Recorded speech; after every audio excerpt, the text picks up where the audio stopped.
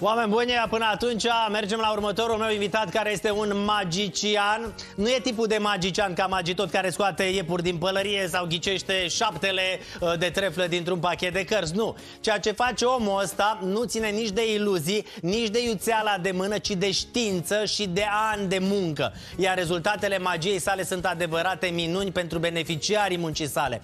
Este medic, chirurg, oftalmolog, unul dintre cei mai apreciați din România. Dr. Teodor Holhoș este acum aici. Bună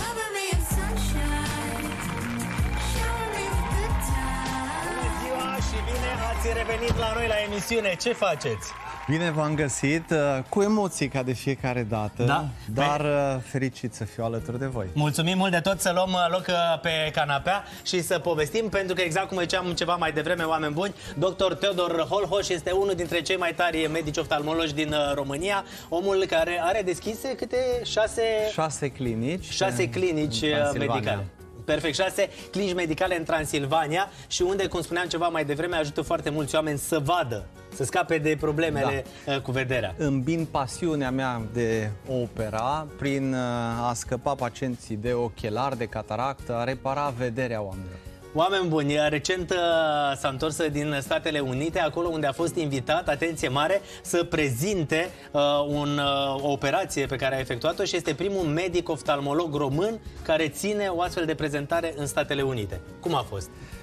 Incredibil. Acum nu știu dacă chiar îi comparația de spus chiar la televizor de la munca de jos, când am fost ca student, acum 21 de ani, pentru prima oară am fost cu Work and Travel, student la medicină în anul întâi, să merg acolo să muncesc, să fac bani și să vizitez, acum să fiu invitat ca lector, să prezint operațiile noastre laser, pentru că și România acum e pe harta chirurgie refractive cu cele mai avansate operații, acestea în 7 secunde scăpăm de ochelari cu cel mai avansat laser în lume. Deci în 7 secunde se scapă de ochelari. În 7 secunde, laserul atât de performant a ajuns, tehnologia la micron, practic, și în 7 secunde creează acel flap cu care noi scăpăm pacientul de ochelari, de miopie, astigmatism, până la dioptrii de minus 15 combinat. Până la minus 15? 10 sfere cu 5 cilindru, da. E foarte multă tehnologie și s-a ajuns la un nivel foarte ridicat în privința asta. Da, da. Noi în Europa acum suntem fericiți că avem aceste aparate. Deja eu operez în Cluj de un an jumate cu această tehnologie și suntem fericiți că putem prezenta din experiența noastră chiar și în America. În America doar acum în februarie au fost aprobate aceste operații. Adică suntem înaintea lor.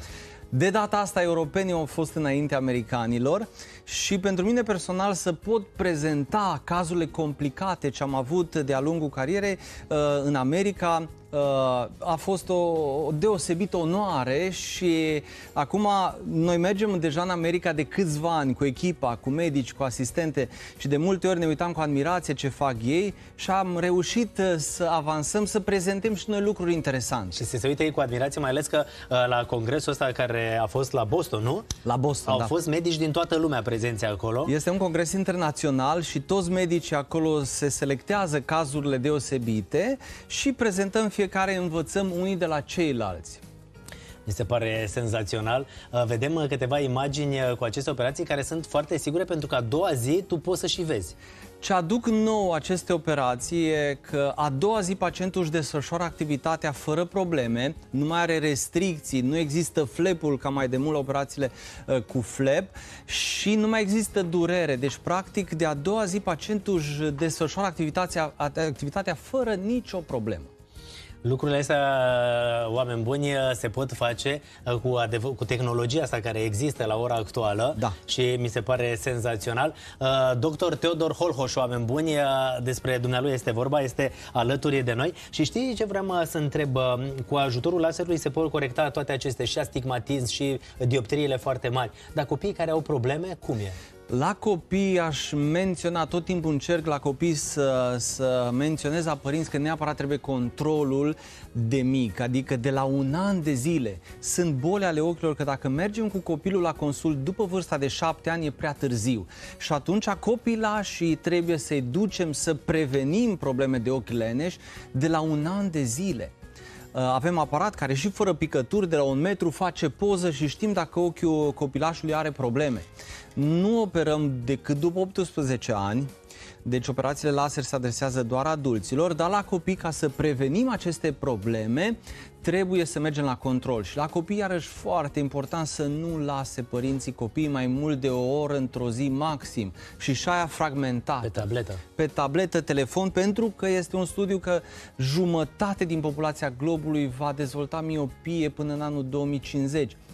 Deci, din cauza că stăm mult la aproape și nu mai ieșim în natură, să ne dăm cu bicicleta, în parc, activități în aer liber... Adică ca ochiul tău să vadă mai multe planuri, și aproape și departe și tot felul de lucruri. Noi, ca și specie, am fost... cu capul în telefon, nu e bine.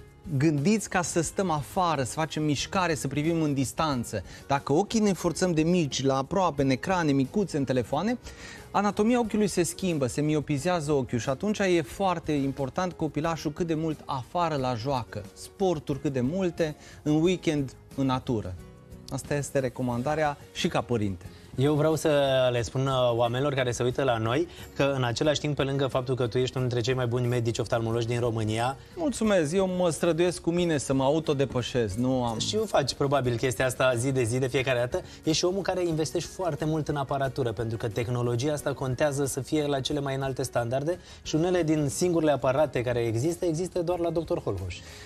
Pentru a putea opera un pacient de nevoie de investigații preoperatorii și am ajuns acum cu tehnologia, avem într-adevăr singurul aparat din România pentru a scana ochiul dacă e normal sau nu, are măsurătorile de precizie de 1 micron. Cam atât a ajuns tehnologia și știm dacă putem opera un ochi, pentru că vrem să operăm ochi care nu au alte probleme, nu vrem să facem rău pacienților și atunci am investit foarte mult în tehnologie. Nu merge în ziua de astăzi doar mâna chirurgului. Da, am și o mare experiență operatorie, dar trebuie îmbinată cu tehnologie, cu investigația amănunțită. Dar eu mă gândesc că acum, și pentru cei care se uită la emisiune, dacă astăzi, în 2024, o operație care îți redă vederea durează 7 secunde. În 10 ani, unde se poate ajunge?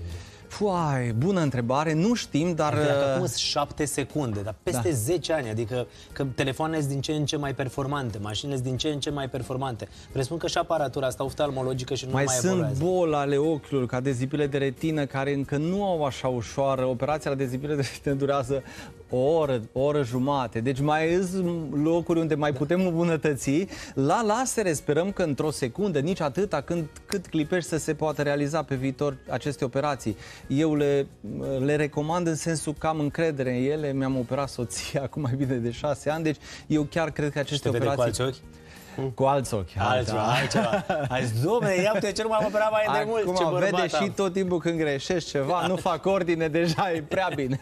E prea bine. Care e pacientul cel mai în vârstă pe care l-ai operat? 103 ani. Cât? 103 ani, da. Avea 103 Dar ani. Și mai vrea să conducă tractorul, de-aia l-am operat cu cristalin, operație de cataractă, 3 minute, dar a văzut și e fericit. 103 ani? Da. Cât de... Numai așa să ajungem și noi. Da. Și la ambii ochi a fost operat? Da, la amândoi ochii. Dar la 103 ani nu mânca foarte des cozonac, așa doar la Paști câte un pic și... Am înțeles. Da, deci avea grijă totuși. Exact. Nu știu, dar eu la 103 ani totuși n-aș vrea să merg cu tractorul. Cine știe cu ce mergem până atunci. Exact, la 103 ani dai seama dacă acum sunt drone care îți transportă mâncarea dintr-o parte în alta. Conducem drone atunci. Conduci drone, adică mă gândesc unde să se ajungă cu tehnologia asta, doar treci pe undeva, clipești și dintr-o dată ți se duce... Implantăm un ecran 3D în interiorul ochiului și avem totul acolo. Da. Foarte tare. Oameni buni, Teodor Holhoș, doctor Teodor Holhoș, e un om senzațional, e un super profesionist. Și în același timp vreau să vă spun că este și un om cu un suflet incredibil și eu vreau să spun chestia asta pe lângă faptul că ne cunoaștem de ceva timp, ne-am mai văzut și aici la emisiune. Ești un om care, exact, ai mai multe clinici, operezi toată ziua. Și la un moment dat am pus mâna pe telefon după un subiect de aici din emisiune și te-am rugat frumos dacă vrei să ne dai o mână de ajutor, să te implici într-un caz extrem de complicat și să putem să ajutăm pe cineva. Ai zis instant da. Fără nicio problemă. Chiar dacă au fost costuri destul de mari, chiar dacă a fost nevoie de timp, pentru că, practic, fetița de la România au talent, Dora, cunoscută de țară întreagă, 9 ani, vrea, practic, să câștige trofeul la România au talent ca să poată să-și opereze tatăl să vadă, pentru că tatăl ei nu vede deloc, nu vedea deloc. Am pus mâna pe telefon, a fost aici în emisiune, mi-a venit ideea și am zis, haide să-l sun. Ai zis, da, mă bag, și vreau să-ți mulțumim mult de tot, pentru că în Vinerea Mare, împreună cu tine, cu echipa ta, cu echipa noastră, am reușit să facem o minune și tatăl Dorei să vadă, dar vreau să le arăt oamenilor puțin din ce va fi pe 3 mai în Vinerea Mare aici la emisiunea noastră.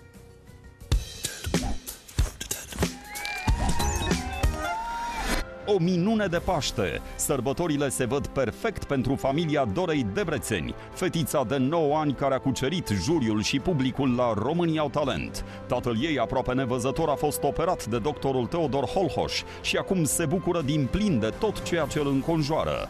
Un miracol plin de emoție în Vinerea Mare, numai la Măruță.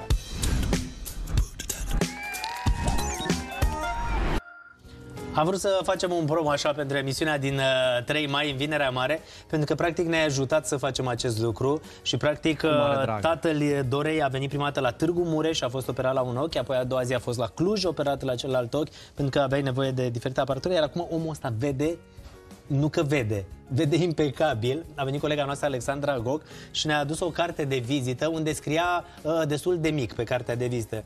Și spunea, acum tatăl Dorei citește la perfecție, fără ochelari, ce scrie acolo cu scris mic. Iar noi ne dădeam ochelari și ne apropiam și încercam să vedem tot ce scrie. Te aștept la operație. Da. Dar sunt oameni care, de exemplu, se operează și poartă în continuare ochelari, nu? Se pot purta ochelari de protecție dacă stăm foarte mult la calculator, dacă stăm mai mult de 4 ore non-stop la calculator, ori purtăm ochelari de protecție, ori punem pe ecran un filtru Blue Protect, sunt soluții, sau la oameni care le stă bine cu ochelarii, ție stă foarte bine, mulțumesc, atunci... Dar pui de astea de sticlă. Da, e un accesoriu care te face mai impunător. Pentru cei care se uită la noi, primele 3 sfaturi pe care, indiferent de vârstă, ar trebui să țină cont de ele ca să nu aibă probleme cu vederea în timp. 3 sfaturi așa care ar putea fi spuse. În primul rând, prevenția. Ca să ajungem să nu avem probleme, cel mai bine e să avem grijă de ce mâncăm. Nu doar morcov, cel mai important aliment pentru ochi sunt afinele, fructele nu afinata, doar afinele și mâncate fructe și legume pentru, în general, sănătatea organismului. Al doilea lucru ar fi să mergem la medic. Sunt unele probleme care nu le găsim decât cu un control. Eu tot timpul fac comparația, dacă nu m-aș fi dus eu la medic să văd că am colesterolul un pic crescut, n-aș fi știut, nu mă durea nimica. Așa că și la ochi sunt boli, glaucomul, tensiunile ochi, care nu doare. Și atunci trebuie să meargă pacientul din timp, să vedem, avem sau nu probleme. Iar al treilea lucru, dacă utilizăm ochii, să încercăm să mai stăm pe afară, să privim în depărtare. Dacă stăm la calculator la 50 de minute, să ne luăm un 10 minute pauză, să putem privi în depărtare, adică să nu ne supra-solicităm ochii. Am înțeles, oameni buni, țineți cont de sfaturile date de Teodor Holhoș, doctorul oftalmolog. Mulțumim mult de tot că ați trecut pe la noi, iar pe 3 mai le arătăm oamenilor minunea pe care am făcut-o împreună cu echipa dumneavoastră și mulțumim mult de tot. Salutăm toată echipa de acolo, de la Dr. Holhoș, că ne-a ajutat să o facem pe Dora fericită, micuța de la România au talent. Mulțumim mult de tot. Mulțumesc și eu. Mulțumesc mult de tot și felicitări. Le-am cucerit pe americani. Asta e. Le-am arătat ce înseamnă medicină.